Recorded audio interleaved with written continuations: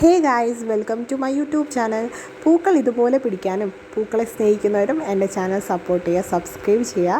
അപ്പോൾ ഇന്നൊരു കിടിലം വളമാണ് കേട്ടോ ഒന്ന് പറയാൻ പോകുന്നത്. അതൊന്ന് കണ്ടിട്ട് വന്നാലോ. ഏതൊരു ഫ്ലവറിങ് പ്ലാന്റിനും നിറയെ പൂക്കൾ പിടിക്കാനും വളരാനും വേണ്ടിയിട്ടുള്ള ഹെൽത്തി ആയിട്ട് നിൽക്കാൻ വേണ്ടിയിട്ടുള്ള ഒരു വളപ്രയോഗമാണെന്ന് പറയുന്നത്. റോസിന് പ്രത്യേകിച്ചും ചട്ടിയിൽ വളം ഇടുന്നതിന് മുമ്പ് കുറച്ച് കാര്യങ്ങൾ ശ്രദ്ധിക്കണം കേട്ടോ. ഒന്നെന്ന് പറയുന്നത് ഗ്ലൗസ് യൂസ് ചെയ്യുന്നത് വളരെ ഹെൽപ്ഫുള്ളാണ് ഫോർ ദ പ്രൊട്ടക്ഷൻ. അത് കഴിഞ്ഞിട്ട് നമുക്ക് ഈ കളകളൊക്കെ ഒന്ന് പറിച്ച് കളഞ്ഞ് നമ്മുടെ ചട്ടി ഒന്ന് ക്ലീൻ ആക്കി വെക്കണം.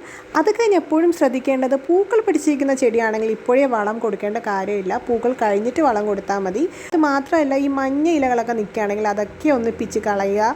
ചെറിയ ചെറിയ പൂക്കൾ കരിഞ്ഞ് നിൽക്കുന്നതെങ്കിൽ അതും കൂടെ ഒന്ന് വെട്ടിക്കൊടുത്തിട്ട് ചെടിയെ നല്ല ഭംഗിയോടെ നിർത്തുക. ഇവിടെ ഞാൻ ആദ്യം എടുക്കുന്നത് കരിയില കമ്പോസ്റ്റാണ്. അതാണ് ഇത്ര കറുത്ത കളർ കേട്ടോ. കരിയില മാത്രമല്ല, ഏത്തപ്പഴത്തിൻ്റെ തൊലിയും കൂടെ ഉണ്ട്. നല്ല രീതിയിൽ കമ്പോസ്റ്റ് ഉണ്ടാക്കാനുള്ള ഒരു ഐഡിയ ഞാൻ പിന്നെ പറഞ്ഞു തരാം. അപ്പോൾ ആദ്യം ഞാൻ എടുക്കുന്നത് കമ്പോസ്റ്റാണ്. ഇനി ഞാൻ ഇടാൻ പോകുന്നത് ഹ്യൂമിക് ആസിഡാണ്. ഹ്യൂമിക് ആസിഡ് എന്തിനാണ് യൂസ് ചെയ്യുന്നത് വെച്ചാൽ നമ്മുടെ മണ്ണിൻ്റെ ന്യൂട്രിയൻസിനെ പിടിച്ച് നിർത്താൻ വേണ്ടിയിട്ടാണ്. അതിലുപരി നമ്മുടെ പ്ലാന്റ്സിനെ ഗ്രോത്തിനെ ഇമ്പ്രൂവ് ചെയ്യിപ്പിക്കാൻ വേണ്ടിയിട്ടും ഈ ഹ്യൂമിക് ആസിഡ് ഹെൽപ്പ് ചെയ്യാറുണ്ട്. ഇതിൻ്റെ കൂടെ ഞാൻ അപ്ലൈ ചെയ്യാൻ പോകുന്നത് നമ്മുടെ ചാണകം ഉണ്ടല്ലോ, ചാണകം ഉണക്കി പൊടിച്ചതും ശീമക്കൊന്നയുണ്ട്, ശീമക്കൊന്നയുടെ ഇലയും കൂടെ ഉണക്കി പൊടിച്ചതും കൂടെയാണ് ഞാൻ. ഇത് എപ്സം സാൾട്ടാണ്. നമ്മുടെ മെഗ്നീഷ്യം ഡെഫിഷ്യൻസി നമ്മുടെ ചെടിയിലുണ്ട് എങ്കിൽ, അല്ലെങ്കിൽ നമ്മുടെ തളിരില പോലും മഞ്ഞ നിറത്തിലാണ് വളരുന്നതെങ്കിൽ നമ്മുടെ ചെടിക്ക് ക്ലോറോഫിലിൻ്റെ അളവ് കൂട്ടാൻ വേണ്ടിയിട്ട് ഹെൽപ്പ് ചെയ്യുന്ന ഒന്നാണ് ഈ എപ്സം സാൾട്ട് എന്ന് പറയുന്നത്. വളരെ ഹെൽപ്ഫുള്ളാണ്. മന്ത്ലി വൺസ് ഒക്കെയാണ് ഇടേണ്ട കേട്ടോ. എപ്സം സാൾട്ട് എപ്പോഴും നമ്മുടെ ചെടികൾക്ക് ഇടേണ്ട ആവശ്യമില്ല. അപ്പം ഞാനത് കുറച്ചിട്ട് കൊടുക്കുകയാണ്. ഈ ഒരു വളം പച്ചക്കറികൾക്ക് നല്ലതാണ്. മാത്രമല്ല, ചെടികളുടെ വളർച്ചയ്ക്കനുസരിച്ച് നമുക്ക് ഓരോന്നിൻ്റെ അളവ് കൂട്ടാം. ചെറിയ ചെടിയാണെങ്കിൽ ഇത്രയും അളവൊന്നും ഇട്ട് കൊടുക്കേണ്ട കാര്യമില്ല കേട്ടോ. അതിൻ്റെ കൂടെ തന്നെ ഞാൻ തേയില അപ്ലൈ ചെയ്ത് കൊടുക്കുന്നുണ്ട്. തേയില എന്ന് പറയുന്നത് ഇത് യൂസ്ഡ് ആയിട്ടുള്ള തേയിലയില്ല, വേണമെങ്കിൽ അത് യൂസ് ചെയ്യാം. ഇതെന്ന് പറയുന്നത് നമ്മുടെ ഈ മൈസൂർ ആ ഒരു ഏരിയയിലോട്ട് പോകുമ്പോൾ ഒരുപാട് തേയില കിട്ടുമല്ലോ, അങ്ങനെ ഇരുന്ന് എക്സ്പയർ ആയിപ്പോയ തേയിലയാണ് കേട്ടോ. അപ്പോൾ അത് ഞാൻ കുറച്ച് ഇട്ട് കൊടുക്കുന്നുണ്ട്. തേയില ആയാലും കോഫി ആയാലും നല്ലതാണ്. ഇനി കുറച്ച് മുട്ടത്തോട് ഇട്ട് കൊടുക്കുന്നുണ്ട്. മുട്ടത്തോട് നല്ല രീതിയിൽ പൊടിച്ചിട്ടാണ് ഇട്ട് കൊടുക്കുന്നത്. ശരിക്കും പറഞ്ഞാൽ എത്രത്തോളം മുട്ടത്തോട് നമുക്ക് കിട്ടുന്നോ അത് പൊടിച്ച് വെച്ചിരുന്നാൽ മതി. പച്ചക്കറികൾക്കായാലും ചെടികൾക്കായാലും നല്ല ബെസ്റ്റായിട്ടുള്ള ഒരു വളമാണ് മുട്ടത്തോടെന്ന് പറയുന്നത്. ഇനി അടുത്തെന്ന് പറയുന്നത് എല്ലുപൊടിയാണ്. എല്ലുപൊടിയും വേപ്പിൻ പിണ്ണാക്കും ഒരേപോലെ അളവിൽ എടുക്കാൻ പറ്റും. അത് രണ്ടും ചെടികൾക്ക് നല്ല ഹെൽത്തി ആയിട്ട് വളരാൻ വേണ്ടി ഹെൽപ്പ് ചെയ്യുന്ന ഒന്നാണ്. അപ്പം ഞാൻ എല്ലുപൊടി എടുക്കുന്നുണ്ട്.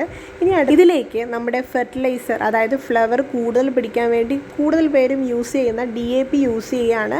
ശരിക്കും പറഞ്ഞാൽ DAP സെലക്ട് ചെയ്യുമ്പോൾ നല്ല ക്വാളിറ്റി ഉള്ള DAP സെലക്ട് ചെയ്യുക. അല്ലെങ്കിൽ ആരുടെങ്കിലും ചോദിച്ചിട്ട് അവർ യൂസ് ചെയ്യുന്ന DAP ഏതാണോ അത് തന്നെ വാങ്ങാൻ നോക്കുക, അല്ലെങ്കിൽ നഴ്സറികളിൽ നിന്ന് വാങ്ങാൻ നോക്കുക. കാരണം ക്വാളിറ്റി ഒരുപാട് വേറെ പാക്കിങ്ങിൽ വരുന്നുണ്ട്.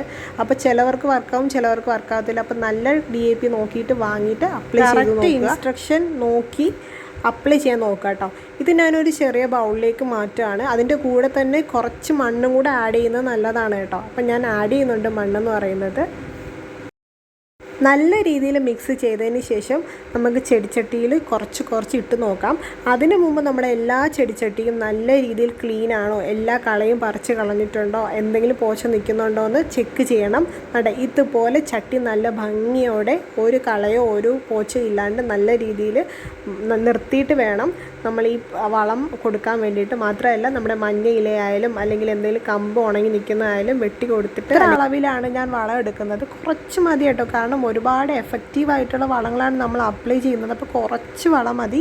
ഇതുപോലെ ചെറിയ, അതായത് നമ്മുടെ വേരിൽ തട്ടാതെ ചെടിച്ചട്ടിക്ക് ചുറ്റും കുറച്ച് ഇതുപോലെ മണ്ണ് ഇളക്കി കൊടുത്തിട്ട് ഈ ഒരു അളവിൽ നമുക്ക് അപ്ലൈ ചെയ്ത് കൊടുക്കാം. എല്ലാ ചെടികളിലും അപ്ലൈ ചെയ്ത് കൊടുക്കാം കേട്ടോ.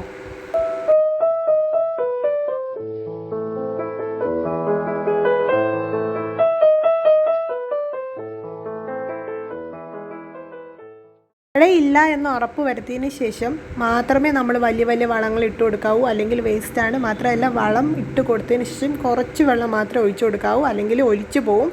കുറച്ച് വെള്ളം പിന്നെ അങ്ങ് ഒഴിച്ചു കൊടുത്താൽ മതി. ആദ്യമേ എഫക്റ്റീവായിട്ട് മണ്ണിൽ പിടിക്കണമല്ലോ.